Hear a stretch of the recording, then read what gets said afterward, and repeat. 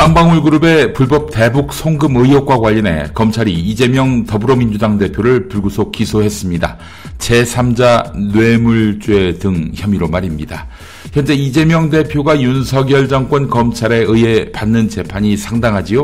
위증교사 의혹은 월 1회 이상, 나머지는 주 1회 재판이 열려서 매주 2번에서 3번 법정에 출석하고 있는데, 이것까지 더해지면 한 주에 최대 4번까지 법정에 나가야 합니다.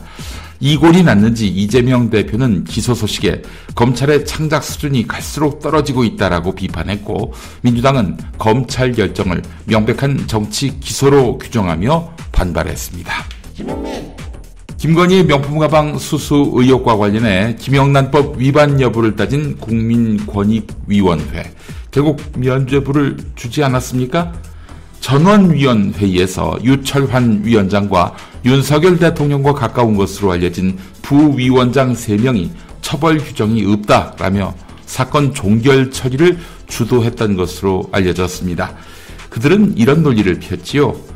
외국인, 즉 미국 시민권자인 최재형 목사가 건넨 선물이기 때문에 신고 의무가 없다라고요.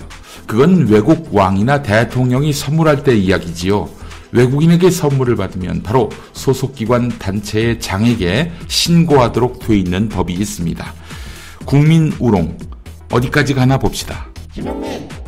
지난해 해병대 수사단의 최수근 해병 순직 사건 조사 기록을 경북경찰청에서 도로 가져와 재검토한 국방부 조사본부가 사건을 최종 이첩할 때 임성근 사건 당시 해병대 1사단장 등 6명의 주민 자료도 함께 보낸 것으로 확인됐습니다.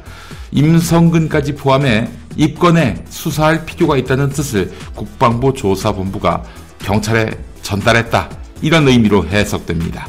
결국 조사본부가 재검토 과정에서 6명을 혐의자로 보았다라는 것인데, 그러나 위에서 압박이 내려오니 이름은 2명만 적은 것입니다.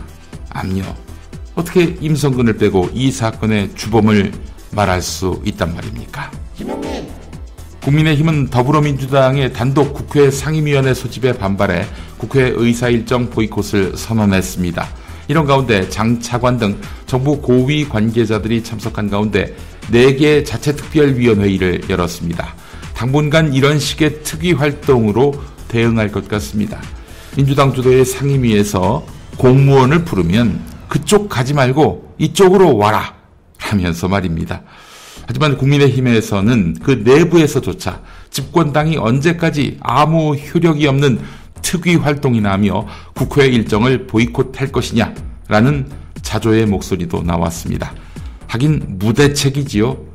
의장실앞 농성할 때 초선과 잡담하는 중진 의원의 모습도 목격됐습니다.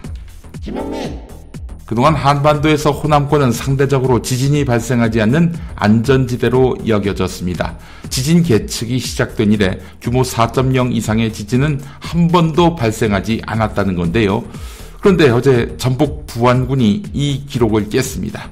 전문가들은 한반도 전역에서 언제든 강한 지진이 발생할 수 있다는 걸 보여주는 것이라고 입을 모으고 있는데요.